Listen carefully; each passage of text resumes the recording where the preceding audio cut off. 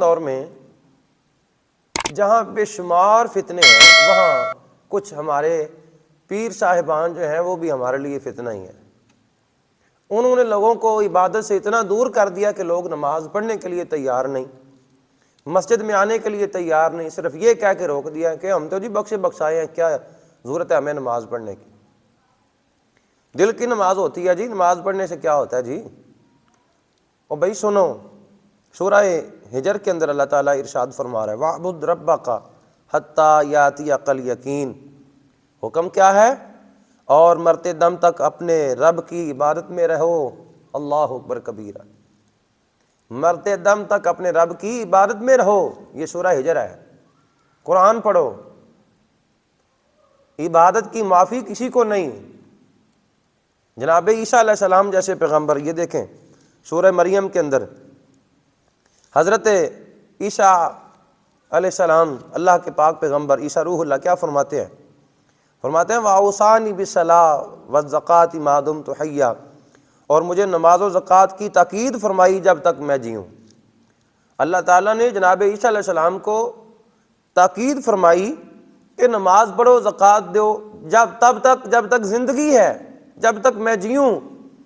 عیسیٰ علیہ السلام فرماتے ہیں مجھے تاکید کی گئی کہ میں نماز پڑھوں، زکوٰۃ دوں جب تک میں جیوں۔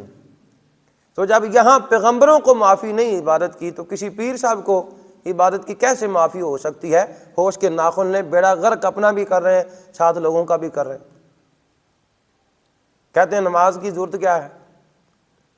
جتنا ہم بریلوی مسلک والے لوگ جو ہیں نماز سے پیچھے، اتنا کوئی بھی پیچھے نہیں۔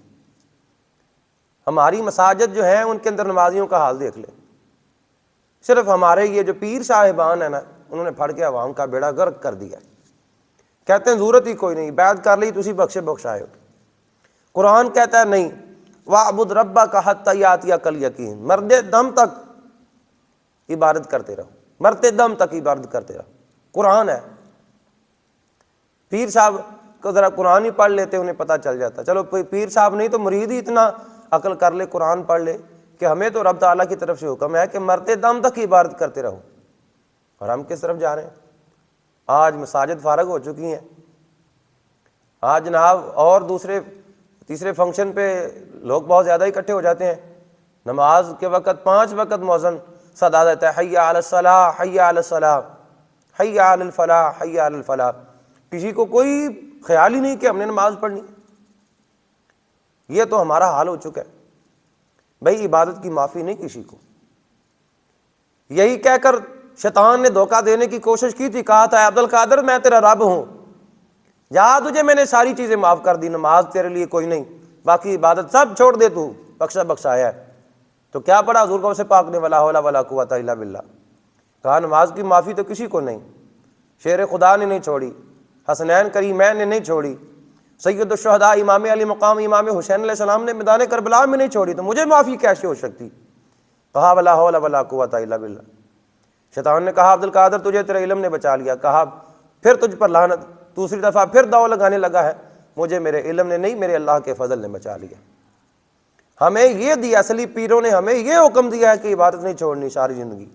قرآن نے بھی ہمیں حکم یہ دیا، نبی نے بھی ہمیں یہ حکم یہ دیا کہ ساری زندگی بات نہیں چھوڑنی۔ یہ کون سا پیر ہے، کون سی شریعت لے کر آ گیا ہے اور یہ کس دین کی بات کر رہا ہے کہ نماز نہیں پڑھنی جی تسی بخشے بخشائے ہو؟ یہ کون سا دین ہے؟ ذرا ہمیں بھی سمجھا دینا ذرا۔ ہمیں پھر ضرورت کیا ہے سردیوں میں ٹھنڈے پانی سے وضو کر کے نمازیں پڑھنے کی؟ ہمارے ہاتھ سوج چکے ہیں، پاؤں کی انگلیاں سوج چکی ہیں۔ ایسے پیر صاحب نے جو دین پڑھا ہے ایسا پڑھ کے تو پھر بندہ ٹھیک ہے، بستر میں لیٹا رہے، کیا ضرورت ہے بات کرنے کی؟ اور بھائی اپنی آخرت کی فکر